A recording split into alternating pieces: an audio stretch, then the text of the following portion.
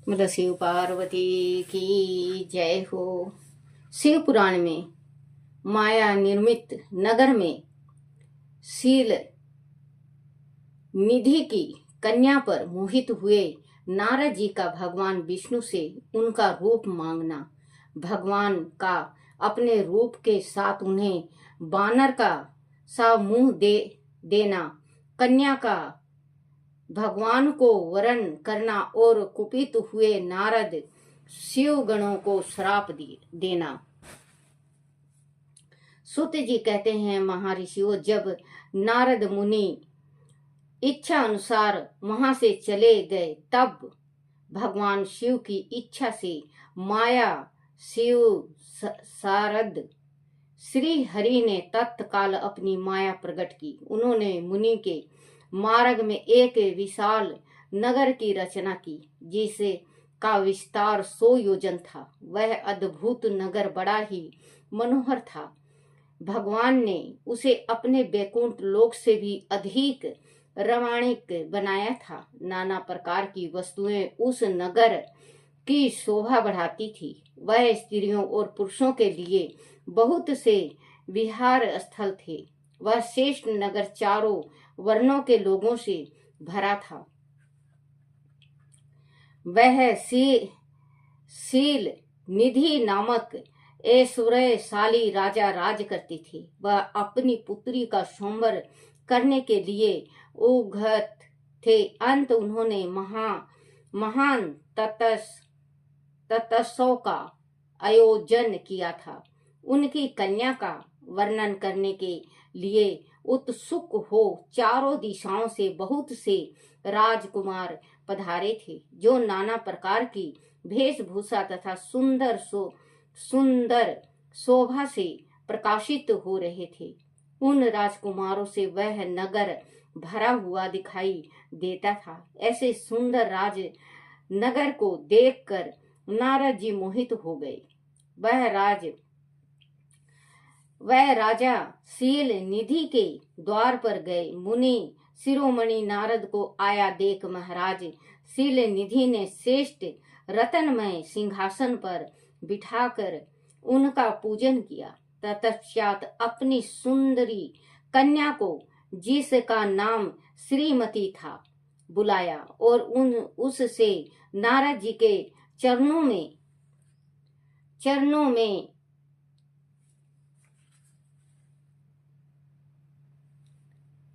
प्रणाम करवाया। उसे कन्या को देखकर नारद मुनि चकित हो गए और बोले, राजन, यह देव कन्या के समान सुंदरी महाभाग कन्या कौन है? उनकी यह बात सुनकर राजा ने हाथ जोड़कर कहा, मुनि, यह मेरी पुत्री है। इसका नाम श्रीमती है। अब इसके विवाह का समय आ गया है। यह अपने लिए सुंदर वर चुनने के निमित्त स्वयंवर में जाने वाली हैं। इसे में सब प्रकार के शुभ लक्षण लक्षित होते हैं। महर्षि, आप इसका भाग बताइए। राजा के इस प्रकार पूछने पर काम से विहल हुए मुनि श्रेष्ठ नारद उस कन्या को प्राप्त करने की इच्छा मन में लिए राजा को संबोधित करके इस प्रकार बोले, भूपाल, आपकी यह पुत्री समस्त शुभ लक्षणों से संपन्न है, परम सौभाग्यवती है।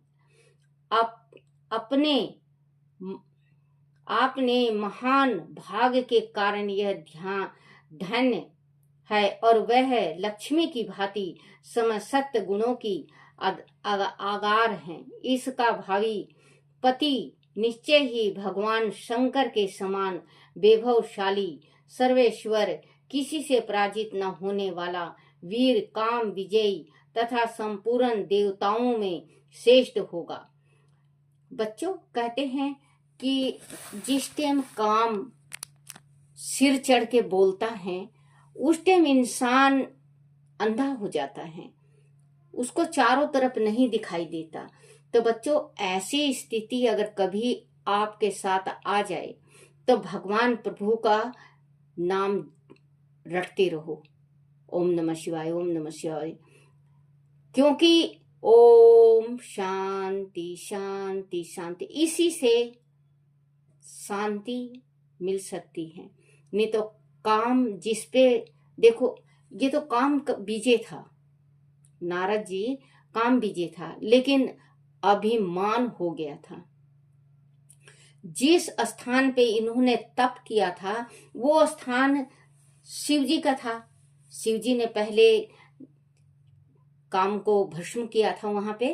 तो उन्होंने ये कहा था कि अगर कोई भी संत ऋषि महात्मा या कोई पुरुष अगर मतलब यहाँ पे खड़े होकर जितना दूर तक नजर जाएगा उसका, उतने दूर तक काम का कोई असर नहीं आएगा। जो वहां पे तप किया था, तो जिस टाइम इंद्र ने भेजा था काम और बसंत को, तो उस टाइम नारद जी के ऊपर कोई प्रभाव नहीं पड़ा, तो ये विजय हो गए।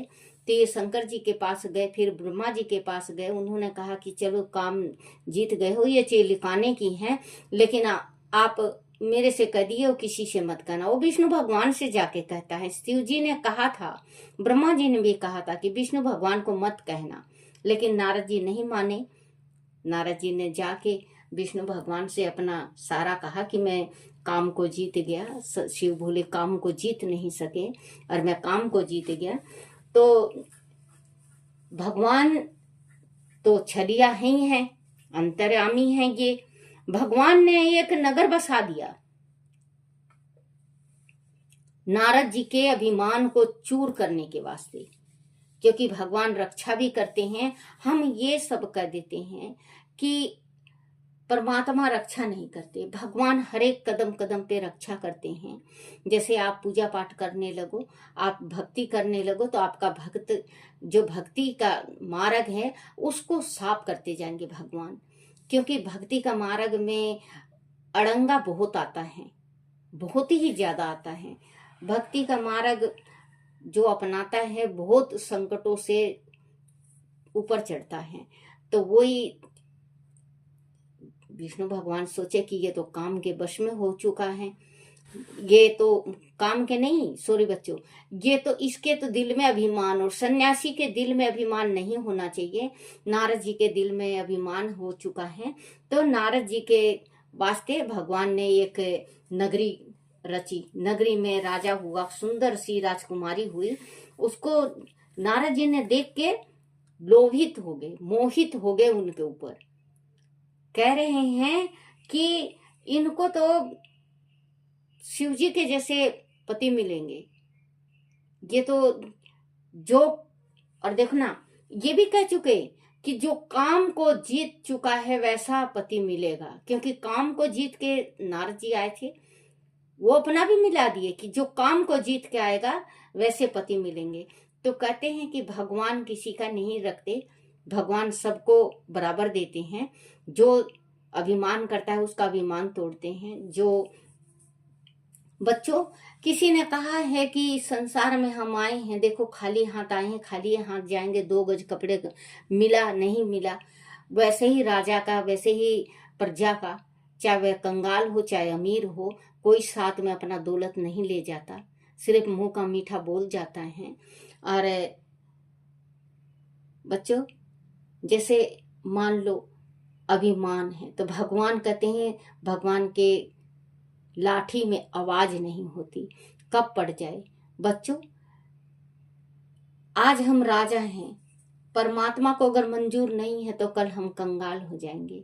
आज हम कंगाल हैं और परमात्मा को मंजूर है राजा बनाना, तो रात रात में राजा बन जाएंगे। कहते हैं छप्पर पाड़ के भगवान देता है ना बच्चों, छप्पर पाड़ के देता है। तो कभी किसी बात पे अभिमान नहीं करना चाहिए। गुणों के आगार हैं, इसका भावी पति निश्चय ही भगवान शंकर के समान विभवशाली, सर्वेश्वर, किसी से पराजित न होने वाला, वीर, काम विजय तथा संपूर्ण देवताओं में श्रेष्ठ होगा। ऐसा कहकर राजा से विदा ले इच्छा अनुसार विचारने वाले नारद मुनि वहां से चल दिए। वह काम के वासीभूत हो गए थे।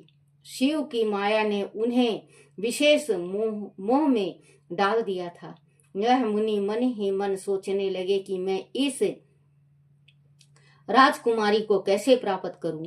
स्वयंवर में आए हुए नरेशों से सबको छोड़कर यह एकमात्र मेरा ही वर्ण करे, यह कैसे संभव हो सकता है।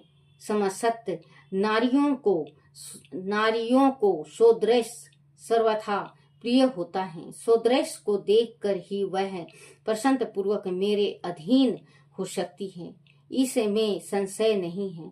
ऐसा विचार कर काम से विहल हुए मुनि वर नारद भगवान विष्णु का रूप ग्रहण करने के लिए तत्काल उनके लोक में जा पहुंचे। वहां भगवान विष्णु को प्रणाम करके वह इस प्रकार बोले, भगवान मैं एकांत में आपसे अपना सारा वृत्तांत कहूंगा। तब पहुंचे वहां भगवान विष्णु को प्रणाम करके वह इस प्रकार बोले, भगवान मैं एकांत में आपसे अपना सारा वृत्तांत कहूंगा। तब बहुत अच्छा कहकर लक्ष्मीपति श्री हरि नारद के साथ एकांत में जा बैठे और बोले, मुनि अब आप अपनी बात कहिए। तब नारद जी ने कहा, भगवान आपके भक्त जो राजा शील निधि हैं वह सदा धर्म पालन में तत्पर रहते हैं। उनकी एक विशाल लोचना कन्या है जो बहुत ही सुंदरी है। उनका नाम श्रीमती है। वह विश्व मोहिनी के रूप में विख्यात है और तीनों लोकों में सबसे अधिक सुंदरी है।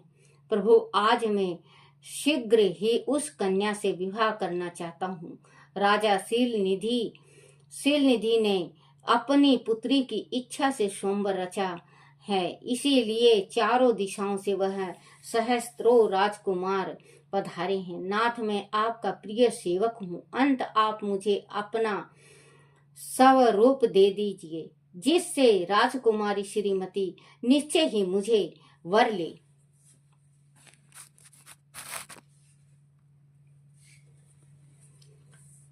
बोलो श्री कृष्ण भगवान की जय हो। श्री कृष्ण गोविंद हरे मुरारी हे नाथ नारायण वासुदेवाय। बोलो शिव पुराण की जय हो। बरले सूत जी कहते हैं, महर्षियों नारद मुनि की ऐसी बात सुनकर भगवान मधुसूदन हंस पड़े और भगवान शंकर के प्रभाव का अनुभव करके उन दयालु प्रभु ने उन्हें इस प्रकार उत्तर दिया। भगवान विष्णु बोले, मुनि तुम अपने अविष्ट स्थान को जाओ, मैं उसी तरह तुम्हारा हित साधन करूंगा जैसे श्रेष्ठ वेद अत्यंत पीड़ित रोगी का करता है, क्योंकि तुम मुझे विशेष प्रिय हो। ऐसा कहकर भगवान विष्णु ने नारद मुनि को मुख तो वानर का दे दिया और शेष अंग में अपने जैसा स्वरूप देकर वह वहां से अंतर्ध्यान हो गए। भगवान की पूर्वोक्त बात सुनकर और उनका मनोहर रूप प्राप्त हो गया समझ कर नारद मुनि को बड़ा हर्ष हुआ। वह अपने को कृत्य मानने लगे। भगवान ने क्या प्रयत्न किया है इसको वह समझ न सके। तदनंतर मुनि श्रेष्ठ नारद शीघ्र ही उस स्थान पर जा पहुंचे जहां राजा शील निधि राजकुमारों से भरी हुई स्वयंवर सभा का आयोजन किया था। विप्रवर राजकुमारों से घिरी हुई वह दिव्य स्वयंवर सभा दूसरी इंद्र सभा के समान अत्यंत शोभा पा रही थी। नारद जी उस राजसभा में जा बैठे और वहां बैठकर प्रसन्न मन से बार बार यही सोचने लगे कि मैं भगवान विष्णु के समान रूप धारण किए हुए हूँ। अंत वह राजकुमारी अवश्य मेरा ही वरण करेगी, दूसरे का नहीं। मुनि श्रेष्ठ नारद को यह ज्ञात नहीं था कि मेरा मुंह कितना कुरूप है। उसे सभा में बैठे हुए सब मनुष्यों ने मुनि को उसके पूर्व रूप में ही देखा। राजकुमार आदि कोई भी उनके रूप परिवर्तन रहस्य को ना जान सके। वह नारद जी की रक्षा के लिए भगवान रुद्र के 2 प्रसाद आए थे, जो ब्राह्मण का रूप धारण करके मूढ़ भाव से गुड भाव से वहां बैठे थे। वही नारद जी के रूप परिवर्तन के उत्तम भेद को जानते थे। मुनि को काम वेश से मूढ़ हुआ जाने वह दोनों प्रसाद उनके निकट आए और आपस में बातचीत करते हुए उनकी हंसी उड़ाने लगे, परंतु मुनि तो काम से विहल हो रहे थे। अंत उन्होंने उनकी व्यर्था बात भी अनसुनी कर दी। वह मोहित हो श्रीमती को प्राप्त करने की इच्छा से उसके आगमन की प्रतीक्षा करने लगे। इसी बीच वह सुंदरी राजकन्या स्त्रियों से घिरी हुई अंतपुर से वहां आई।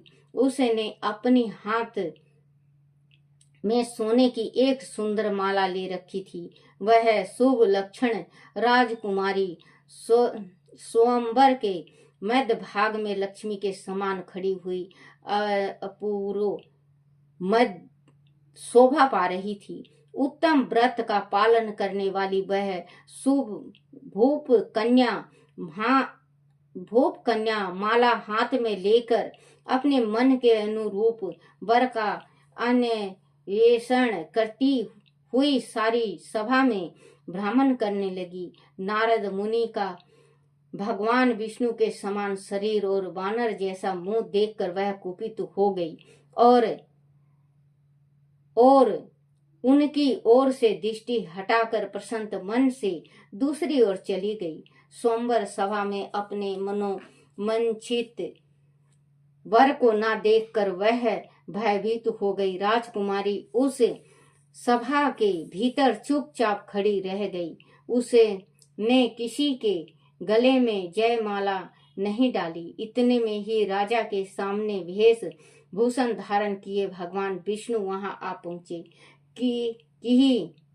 किन्हीं दूसरे लोगों ने उनको वह नहीं देखा, केवल उस कन्या की ही दृष्टि उन पर पड़ी। भगवान को देखते ही उसे परम सुंदरी राजकुमारी का मुख प्रसन्नता से खिल उठा।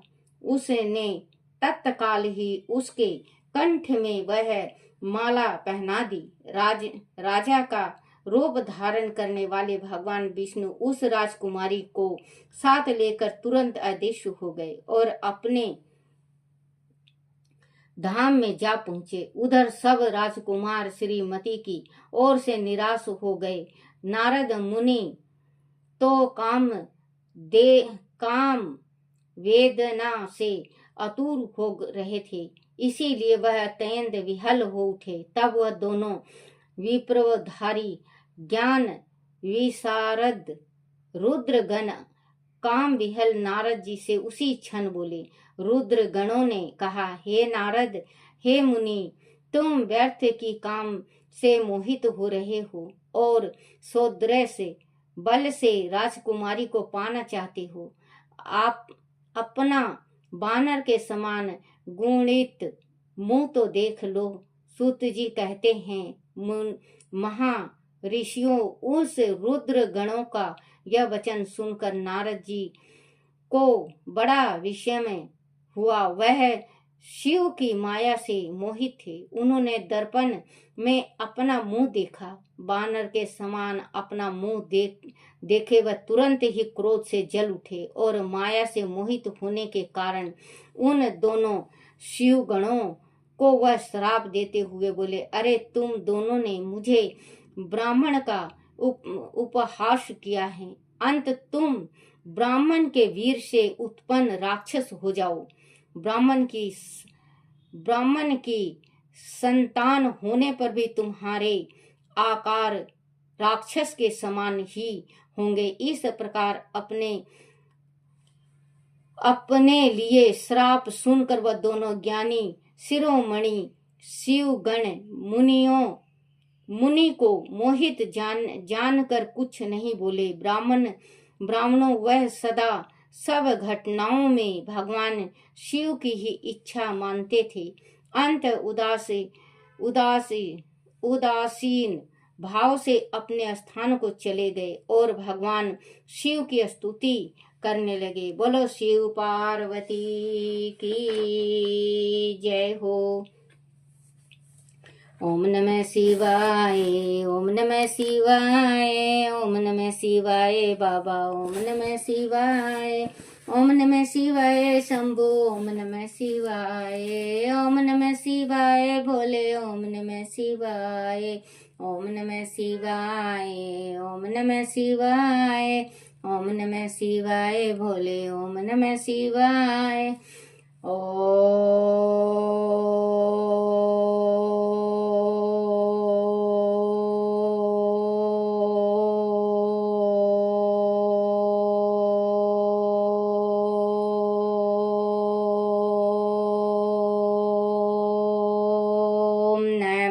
शिवाय।